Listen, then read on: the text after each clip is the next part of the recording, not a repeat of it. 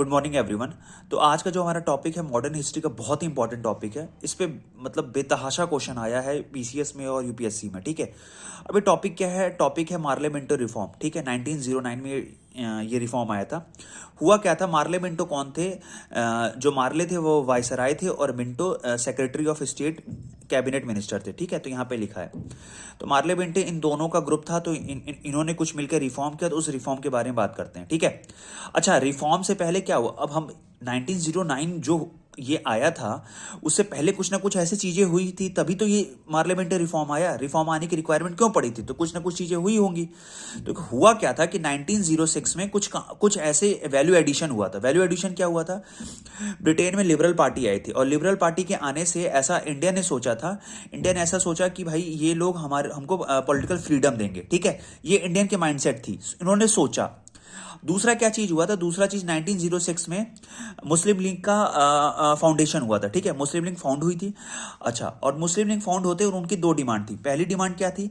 Demand for the separate electorate. Separate electorate की उन्होंने demand की थी, पहला। और दूसरा था कि दो इंडियंस होंगे किस एग्जीक्यूटिव काउंसिल में। एग्जीक्यूटिव काउंसिल बनाए गए थे। तो एग्जीक्यूटिव काउंसिल में उन्होंने कहा था कि दो इंडियंस होने ही चाहिए, जिसमें एक तो कंपलसरी मुस्लिम हो और दूसरा किसी भी रिलीजन का हो सकता है। ठीक है, तो ये दो इनकी डिमांड थी। किसका? मुस्लिम लीग का, जो 1906 में बन चुका था। अच्छा, अब उसके बाद स्टार्ट होता है 1909 का मार्ले मिंटो रिफॉर्म। ठीक है, अब हमने यहां पे सबसे ऊपर पढ़ा है कि सेपरेट इलेक्टोरेट। ठीक है, तो सेपरेट इलेक्टोरेट को एक बार देख लेते हैं। ठीक है, हम यहां पे देखते हैं सेपरेट इलेक्टोरेट होता क्या। देखो, अगर हम मानते हैं कि कोई ऐसा एरिया है, कंस्टिट्यूएंसी है, जिसमें 10 लोग हैं, 1 2 3 4 5 6 7 8 9 10 लोग हैं, जिसमें मेजोरिटी मतलब मेजोरिटी कंपलसरी, मेजोरिटी मुस्लिम है, मतलब 6 मुस्लिम है, 1 2 3 फिर 4 5 6 मुस्लिम है। ठीक है, और जो चार है वो किसी और के रिलीजन के हैं। ठीक है, तो सेपरेट इलेक्टोरेट का मतलब ये होगा कि वहां पे क्या होगा कि मुस्लिम ही कैंडिडेट केवल इलेक्शन में खड़े होंगे और मुस्लिम कैंडिडेट ही केवल वोट देंगे। सब समझ में आया? मुस्लिम कैंडिडेट ही केवल इलेक्शन में खड़े होंगे। क्यों भैया? क्योंकि मेजोरिटी में है भाई उस एरिया में, तो केवल मुस्लिम ही इलेक्शन में खड़े होंगे और मुस्लिम कैंडिडेट ही केवल वोट देंगे। वो जो चार बच रहे हैं पर्सन, वो ना इलेक्शन में खड़े हो सकते हैं, ना ही इलेक्शन में पार्टिसिपेट, ना वोटिंग राइट भी उनके पास नहीं है। तो इसी को कहते हैं सेपरेट इलेक्टोरेट। ठीक है, अब बात सेपरेट इलेक्टोरेट की हो गई है। अब उसके बाद आगे बढ़ते हैं कि इनकी दूसरी डिमांड थी कि ये दो एग्जीक्यूटिव काउंसिल में 2 मेंबर्स होने चाहिए। First one is Muslim, second one is any religion. लेकिन हुआ ऐसा नहीं। 1909 में एक एडिशन किया गया था 1909 में कि भैया एग्जीक्यूटिव काउंसिल में एक इंडियंस को डाला गया था और वो जो इंडियन थे वो हिंदू थे। ठीक है, मुस्लिम नहीं था मतलब। तो उनका नाम इंपॉर्टेंट है कि कौन से पर्सन है, तो सत्येंद्र सिन्हा थे जिनको ये डाला गया था। ठीक है, एक एडिशन। अच्छा, ये एग्जीक्यूटिव काउंसिल में टोटल मेंबर कितने थे? तो एग्जीक्यूटिव काउंसिल में टोटल पहले 6 मेंबर हुआ करते थे। 1909 से पहले 6 मेंबर होते थे। ठीक है, जिसमें एक भी इंडियन नहीं होता था। लेकिन क्या हुआ था कि ये जो डिमांड की गई थी कि एक होना चाहिए, तो देखो ब्रिटिशर क्या चाहते थे। ब्रिटिशर ऐसा सोचते थे कि इनकी डिमांड को फुलफिल भी करो और कंप्लीट फुलफिल भी ना करो। क्यों? क्योंकि कर दोगे तो इनका दिमाग खराब हो जाएगा, इंडियंस का दिमाग खराब हो जाएगा। क्यों? क्योंकि भाई इनको लगेगा कि यार हम फिर अगली बार और कुछ बड़ा डिमांड करेंगे। तो ये और डिमांड ये भी मना भी रिजेक्ट भी कर सकते थे। लेकिन रिजेक्ट क्यों नहीं करते थे? रिजेक्ट इसलिए नहीं करते थे क्योंकि सप्रेस कर पाए, क्योंकि वो लोग कंप्लीट इन पे क्या कर पाए, चढ़ ना जाए इंडियंस। तो ये ऐसा करते थे, ये ऐसा मानते थे ब्रिटिशर कि इनकी डिमांड जो भी आती है उसको फुलफिल करो, लेकिन कंप्लीट फुलफिल ना करो। तो इन्होंने क्या किया? फुलफिल किया भैया। फुलफिल कैसे किया? 6 मेंबर होते थे एग्जीक्यूटिव काउंसिल में, जिसमें एक इंडियन को डाला और ये इंडियन कौन थे? सत्येंद्र सिन्हा जी थे। ठीक है, तो अब एग्जीक्यूटिव काउंसिल में 6 मेंबर, जिसमें 5 ब्रिटिशर और एक इंडियन हो गए। अब additional members, total additional members पहले क्या थे? 1892 में जो काउंसिल आया था उसमें 16 हुआ करते थे। लेकिन अब 16 से 60 कर दिया गया, 60। ठीक है, एडिशनल मेंबर में जो ऑफिशियल थे वो 28 थे और नॉन ऑफिशियल कितने थे? 32 थे। ठीक है, ऑफिशियल मेंबर में जो टोटल ऑफिशियल मेंबर थे वो नॉमिनेटेड होते थे वायसराय के द्वारा, और नॉन ऑफिशियल जो मेंबर थे वो इलेक्टेड होते थे। ठीक है, इलेक्टेड होते थे। तो अब ये जो पूरा है, ये हम नेक्स्ट पेज पे अभी डिस्कस करते हैं। हमें ये देखना है कि ऑफिशियल नॉन ऑफिशियल।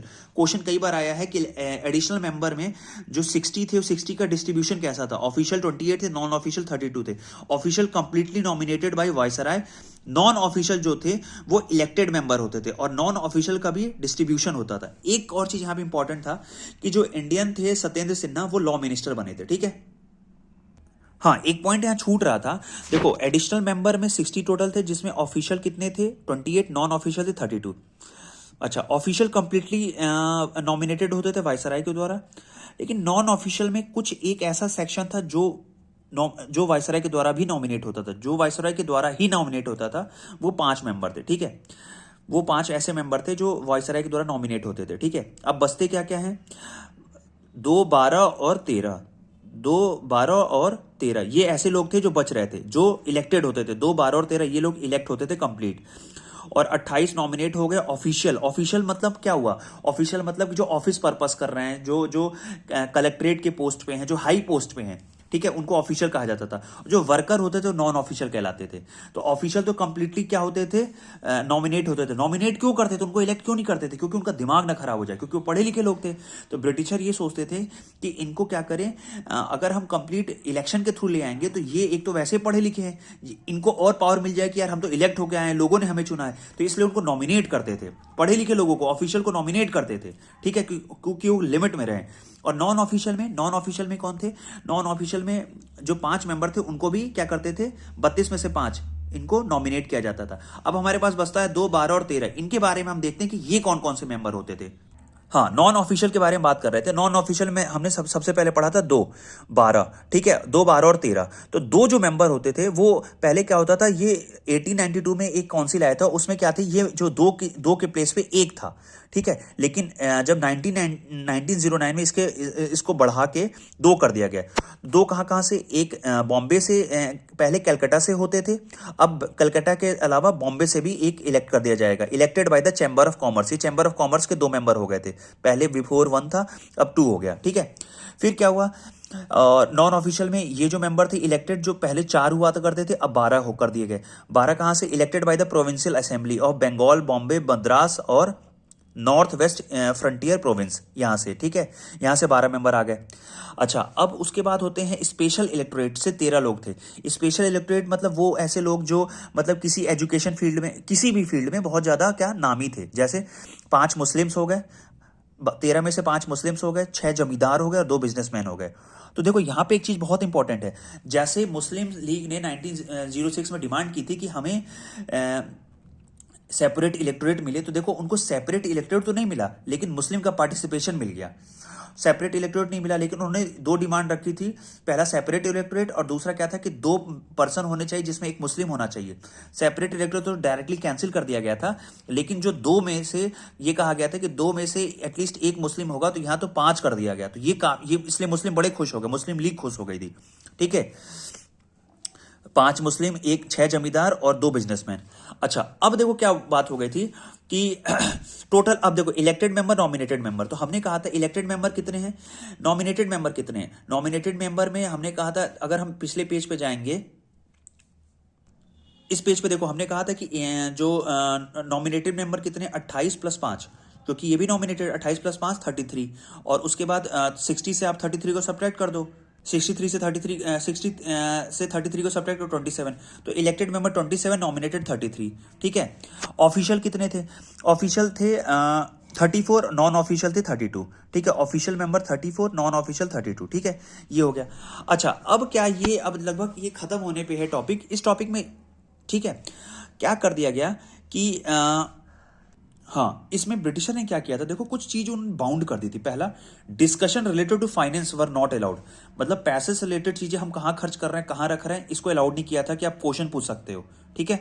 दूसरा, voting on the finance bill was also allowed, मतलब वोट कर सकते हो लेकिन क्वेश्चन नहीं कर सकते हो। भैया वोटिंग करो लेकिन क्वेश्चन नहीं कर सकते हो कि हाँ भैया पैसा आप कहाँ खर्च कर रहे हो, हमें उसका सबूत दो, ठीक है। थर्ड क्या था, additional member were not allowed to question executive council member.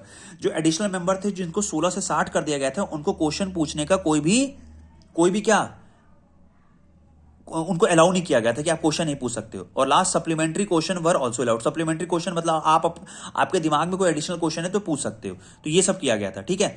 अच्छा, तो यही कुछ चीजें थी अब इस बिल में हमें क्या दिखेगा। अब प्रोविंशियल में क्या था, देखो प्रोविंशियल में ये तो हमने सेंटर लेवल पे देख लिया। प्रोविंशियल में क्या कर दिया गया था, प्रोविंशियल में एडिशनल मेंबर 50 थे, और हाँ, प्रोविंशियल इलेक्शन मतलब स्टेट के लेवल पे क्या था, मद्रास, बॉम्बे और बंगाल और यूनाइटेड प्रोविंस में 50 मेंबर हो सकते हैं, और पंजाब, बर्मा और आसाम में 30 हो सकते हैं, ठीक है। प्रोविंशियल लेजिस्लेशन को अब बढ़ा के 7 कर दिया गया, 7 जगह पे प्रोविंशियल लेजिस्लेचर ला दिया गया था, ठीक है, पहले ये नहीं था।